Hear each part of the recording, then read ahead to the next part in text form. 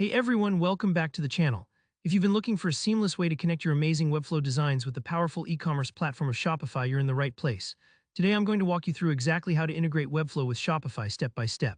By the end of this tutorial, you'll have your Webflow site synced with Shopify, making it easier than ever to manage your products, let your customers shop, and really get the best of both worlds. So let's jump right in. To start off, we're going to begin in Shopify. So first, log into your Shopify Admin dashboard. You'll want to make sure you're on the main page. This is where the magic starts. Once you're in, look down on the left-hand sidebar. There you'll see an option called Settings. Go ahead and click on that. This is like the nerve center for your Shopify store, so pretty much any integration or app you want to add starts here. In the Settings area, look for Apps and Sales Channels. It might sound a bit technical, but think of this as the gateway to all the extra tools you can bolt onto Shopify to make your store more powerful or connect with other platforms. Click on Apps and Sales Channels, and you'll see a page that shows all your active apps plus the option to add more. Now to find new integrations, we'll need to visit the Shopify App Store. There should be a button or link here labeled Shopify App Store. Click that and you'll be whisked away to a huge marketplace of apps designed to boost your store's functionality.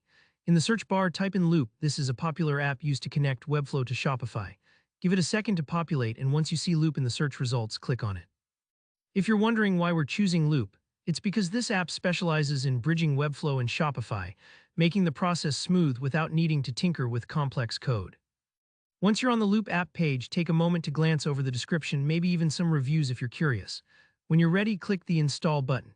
At this point, Shopify will walk you through a super quick installation process. Just follow the prompts. This part may take a minute or two, especially if this is your first time installing an app, so don't worry if it feels like it's hanging for a moment. Now we get to the exciting part, connecting your Webflow site.